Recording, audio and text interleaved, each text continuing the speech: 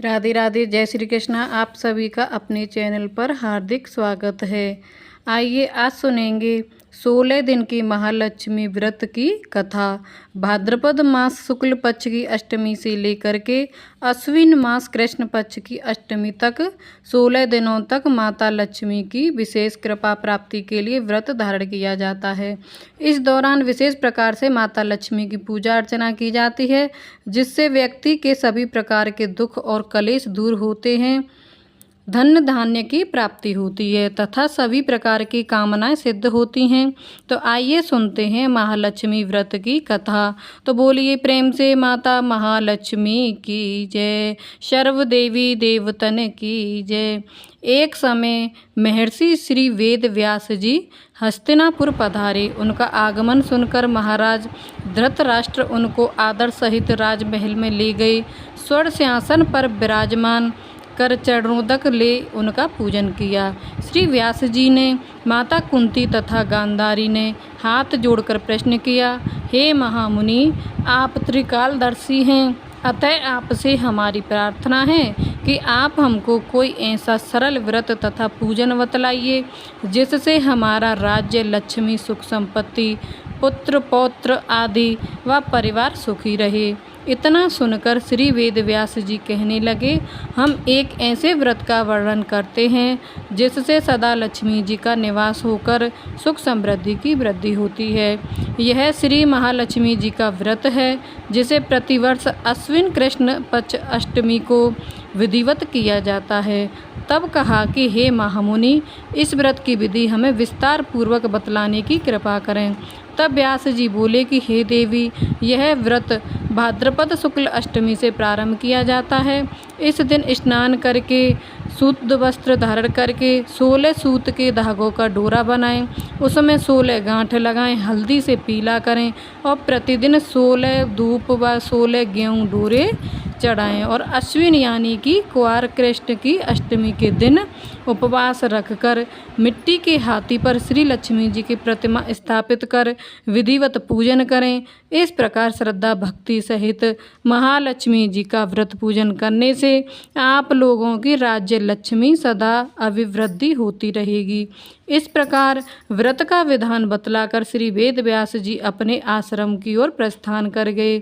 इधर समय के अनुसार भाद्रपद शुक्ल अष्टमी से गांधारी तथा कुंती अपने अपने महलों में नगर की स्त्रियों सहित व्रत का आरंभ करने लगीं।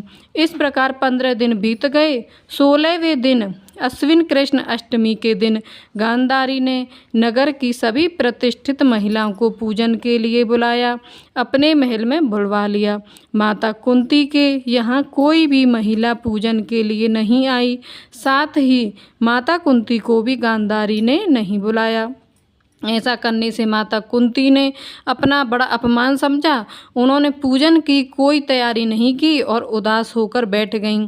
जब पांचों पांडव युधिष्ठिर, अर्जुन, भीम, नकुल और सहदेव महल में आए तो कुंती को उदास देखकर पूछा कि हे माता, आप इस प्रकार उदास क्यों हैं? आपने पूजन की तैयारी क्यों नहीं की? तब माता कुंती ने कहा कि हे पुत्र, आज महालक्ष्मी जी का व्रत का उत्सव गांधारी के महल में मनाया जा रहा है। उन्होंने नगर की समस्त महिलाओं को बुला लिया है और उनके 100 पुत्रों ने मिट्टी का एक विशाल हाथी बनाया है, जिस कारण सभी महिलाएं उस बड़े हाथी का पूजन करने के लिए गांधारी के यहाँ चली गईं, लेकिन मेरे यहाँ नहीं आई। यह सुनकर अर्जुन ने कहा, हे माता, आप पूजन की तैयारी करें और नगर में बुलावा लगवा दें कि हमारे यहाँ स्वर्ग के ऐरावत हाथी की पूजा होगी। इधर माता कुंती ने नगर में ढिंढोरा पिटवा दिया और पूजा के लिए विशाल तैयारी करने लगी। उधर अर्जुन ने स्वर्ग से ऐरावत हाथी को बुलवा लिया। इधर सारे नगर में शोर मच गया कि कुंती के महल में स्वर्ग से इंद्र का ऐरावत हाथी पृथ्वी पर उतारकर पूजा के लिए आएगा। समाचार को सुनकर नगर की सभी नर नारी, बालक एवं वृद्धों की भीड़ एकत्रित होने लगी उधर गांधारी के महल में हलचल मच गई। वहां एकत्र हुई सभी महिलाएं अपनी अपनी थालियां लेकर कुंती के महल की ओर जाने लगीं। देखते ही देखते कुंती का सारा महल ठसाठस भर गया। माता कुंती ने ऐरावत को खड़ा करने हेतु अनेक रंगों के चौक पुरवाकर नवीन रेशमी वस्त्र बिछवा दिए। नगरवासी स्वागत की तैयारी में फूल माला अबीर गुलाल केसर हाथों में लिए पंक्तिबंद होकर खड़े थे। जब स्वर्ग से ऐरावत हाथी पृथ्वी पर उतरने लगा तो उसके आभूषणों की ध्वनि गूंजने लगी। ऐरावत के दर्शन होते ही जय जयकार के नारे लगने लगे। सायंकाल के समय इंद्र का भेजा हुआ हाथी ऐरावत माता कुंती के भवन के चौक में उतर आया। तब सब नारियों ने पुष्पमाला अबीर गुलाल केसर आदि सुगंधित पदार्थ चढ़ाकर उसका स्वागत किया। राज्य पुरोहित द्वारा ऐरावत पर महालक्ष्मी जी की मूर्ति स्थापित करके वेद मंत्रोच्चारण द्वारा पूजन किया गया। नगरवासियों ने भी महालक्ष्मी पूजा की। फिर अनेक प्रकार के पकवान लेकर ऐरावत को खिलाया और यमुना का जल उसे पिलाया। फिर राज्य पुरोहितों द्वारा स्वस्ति वाचन करके महिलाओं द्वारा महालक्ष्मी का पूजन कराया गया। इसके बाद 16 गांठों वाला डोरा लक्ष्मी जी को चढ़ाकर अपने अपने हाथों में बांध लिया। ब्राह्मणों को भोजन कराया गया।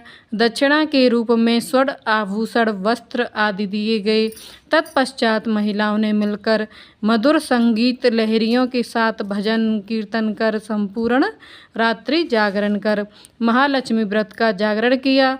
और फिर दूसरे दिन प्रातः राज्य पुरोहित द्वारा वेद मंत्रोच्चारण के साथ जलाशय में महालक्ष्मी जी की मूर्ति का विसर्जन किया। फिर ऐरावत को विदा कर इंद्रलोक को भेजा गया। इस प्रकार जो स्त्रियां श्री महालक्ष्मी जी का विधि पूर्वक व्रत एवं पूजन करती हैं उनके घर धन धान्य से पूर्ण रहते हैं तथा उनके घर में महालक्ष्मी जी का सदा ही निवास रहता है। इस हेतु महालक्ष्मी जी की यह स्तुति अवश्य करनी चाहिए। महालक्ष्मी नमस्तुभ्यं महालक्ष्मी नमस्तुभ्यं सुरेश्वरी हरिप्रिय नमस्तुभ्यं नमस्तुभ्यं दयानिधि। तो बोलिए प्रेम से माता महालक्ष्मी की जय।